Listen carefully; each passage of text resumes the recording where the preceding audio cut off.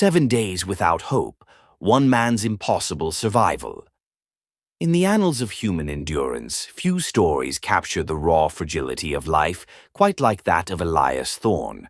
A 42-year-old construction foreman from a small mining town in rural Appalachia, Elias was no stranger to danger. He had spent 2 decades working in tunnels and shafts, coaxing coal and stone from the earth's unforgiving grip. But nothing in his experience prepared him for the nightmare that unfolded on a crisp autumn morning in October 2018. It began with a routine shift at the Black Ridge Mine, an aging operation known for its narrow veins and unstable geology. Elias and his crew of 5 were reinforcing a new tunnel when disaster struck. A sudden seismic tremor, later attributed to nearby fracking operations, triggered a massive cave-in. Tons of rock and debris thundered down, sealing the entrance and burying the team deep underground. Elias remembered the roar, like a freight train barreling through hell. Dust choked the air, lights shattered, and screams echoed before being silenced. When the chaos settled, he found himself trapped in a pocket of space no larger than a small closet. His helmet lamp flickered weakly, revealing the crushed bodies of 2 co-workers nearby. The others were gone, lost in the collapse. Elias was alone, pinned by rubble that immobilized his legs but miraculously spared his torso and arms. The air was thick with dust, and his first instinct was to scream for help. But the mine was remote, the shift early. No one would notice their absence for hours. His radio was dead, crushed under the weight. Panic surged, but Elias forced it down. He had a wife, Sarah, and 2 teenage daughters waiting at home. He thought of their faces, their laughter at dinner the night before. "Not like this," he whispered to himself, "not without fighting." Day 1. Shock and assessment. The first day was a blur of pain and denial. Elias's legs throbbed from the pressure of the rocks pinning them. He couldn't move them, but sensation remained, a small mercy meaning no immediate spinal damage. He rationed his breaths, knowing oxygen was finite in this tomb. His toolkit was limited, a half-full water bottle clipped to his belt, a protein bar in his pocket, a small flashlight, and a multi-tool knife. The air pocket was about 10 feet by 6 feet, with jagged walls that dripped condensation from a tiny fissure above. He licked the drops greedily, supplementing his water. By nightfall, or what he assumed was night, with no light to guide him, despair crept in. He banged on the rocks with his tool, shouting until his voice hoarse. No response. Hope flickered like his dying lamp. He carved Sarah's name into the wall, a promise to survive for her. Day 2. The weight of isolation. Darkness became his constant companion. Elias conserved battery by turning off the light for hours, plunging himself into absolute black. Hallucinations began subtly, whispers of his daughters calling "Daddy," the smell of Sarah's cooking. Pain intensified as swelling built in his legs. He used his knife to cut away fabric from his pants, trying to ease circulation. Dehydration set in despite the drips. His urine darkened. He ate half the protein bar, chewing slowly to make it last. Thoughts turned philosophical. Why him? Why now? He prayed, not religiously but desperately, to whatever force might listen. "Give me strength," he begged.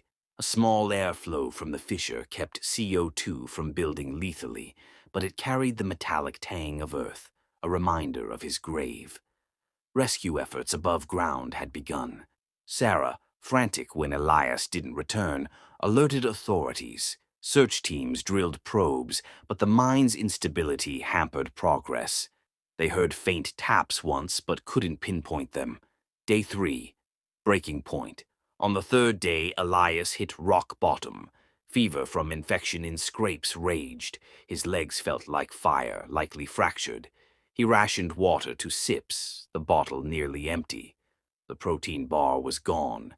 Delirium brought visions. his wedding day, his daughter's births. Then darker ones, being forgotten, his family moving on. Tears came hot and useless in the cold dampness. "I can't do this," he sobbed. Hope evaporated. He considered using the knife on himself, ending the suffering. But a memory stopped him. Sarah's words after a previous close call. "We need you. Fight for us." He screamed in rage, pounding the walls until his hands bled. Exhaustion claimed him, a fitful sleep where dreams of sunlight tormented. Above, rescuers worked tirelessly. Dogs sniffed, seismic sensors listened. A faint signal, tapping, renewed efforts.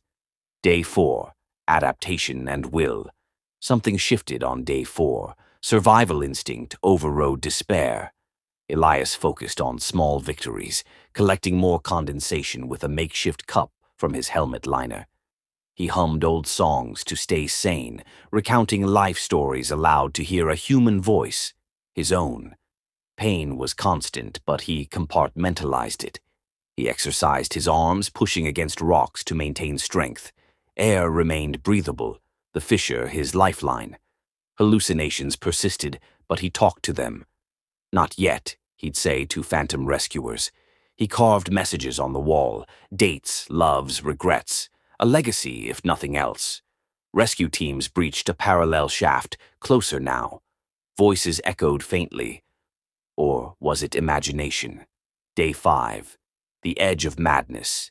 Dehydration peaked, lips cracked, tongue swollen. Elias hadn't urinated in days, his body conserving every drop. Weakness made movements sluggish. He experienced the third man phenomenon, a sensed presence comforting him. "Keep going," it urged. Was it God? His subconscious? It didn't matter, it anchored him. He rationed energy, lying still for hours. Thoughts of food obsessed, steak, pizza, ice cream. But hope stirred, a distant rumbling like drilling. Rescuers were inches away in places, but wrong turns delayed them. Sarah camped at the site, refusing to leave. Day 6. Fading light. Elias was a shadow of himself, skin pale, eyes sunken, breathing shallow to conserve oxygen. He whispered apologies to his family, preparing for the end. Yet defiance remained. He tapped weakly with his tool. 3 short, 3 long, 3 short, SOS. A ritual, even if futile. The presence returned stronger. "One more day," it said. Above, a breakthrough. Sensors detected movement. Teams redoubled, drilling carefully to avoid further collapse. Day 7. Resurrection. On the 7th day, as Elias slipped toward unconsciousness, light pierced the darkness. Voices, real voices, shouted his name. "Elias, can you hear us?" He tapped feebly. Tools scraped, rocks shifted, fresh air rushed in, glorious and cold. Hands pulled him free. Paramedics swarmed, IVs, oxygen, blankets. His legs were shattered, body dehydrated and hypothermic, but he was alive. Miraculously, Elias survived with amputations below the knees and months of rehab. But he walked again on prosthetics, returned to his family stronger in spirit. The mine collapse claimed 4 lives, but Elias's 7 days without hope, trapped in darkness, battling despair, became legend. He spoke little of the ordeal publicly, but to Sarah he confessed, hope wasn't gone. It was just buried deep, waiting for light. In the face of impossible odds, one man's will proved that even in the deepest grave, the human spirit can endure.